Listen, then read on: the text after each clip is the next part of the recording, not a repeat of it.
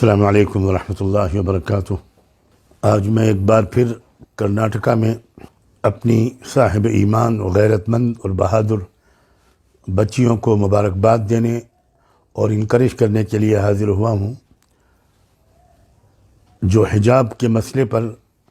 پوری استقامت کے ساتھ اپنے صحیح موقف پر قائم ہیں، جو شریعت کے بھی مطابق ہے اور ملکی قانون کے بھی مطابق ہے۔ خاص طور پر میں اس بہادر بچی کو دل کی گہرائیوں سے مبارکباد دیتا ہوں، جس نے ایک بہت بڑی بھیڑ گنڈوں کی جو اس کا پیچھا کر رہی تھی اور عجیب و غریب قسم کے اشتعال انگیز نعرے لگا رہی تھی،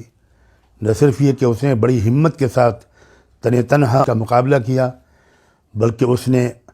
اللہ اکبر کا ایمان افروز نعرہ بھی بلند آواز میں لگایا۔ شاباش ہے میری بیٹی، اللہ تعالیٰ نظر بد سے بچائے اور تمہارا جیسا ایمان اور ہمت پوری قوم کی بیٹیوں کو عطا کرے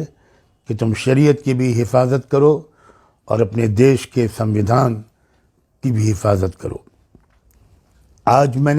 مجھے جو اطلاعات ملی، کرناٹکا ہائی کورٹ میں جو پٹیشن کی سماعت ہوئی، اس کے بارے میں جو تفصیلات مجھے بتائی گئیں،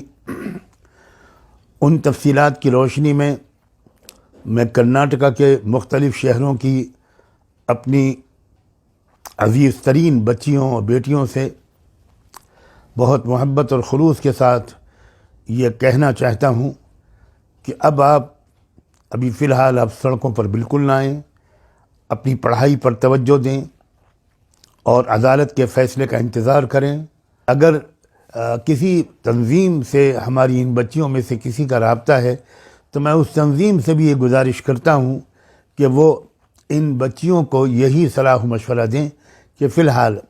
وہ کسی پروٹیسٹ اور رجسٹریشن کو بالکل ملتوی کر دیں اور عدالت کے فیصلے کا انتظار کریں اور اپنی پڑھائی کی جانب بھرپور توجہ دیں، اور اس دوران اپنی پوری توجہ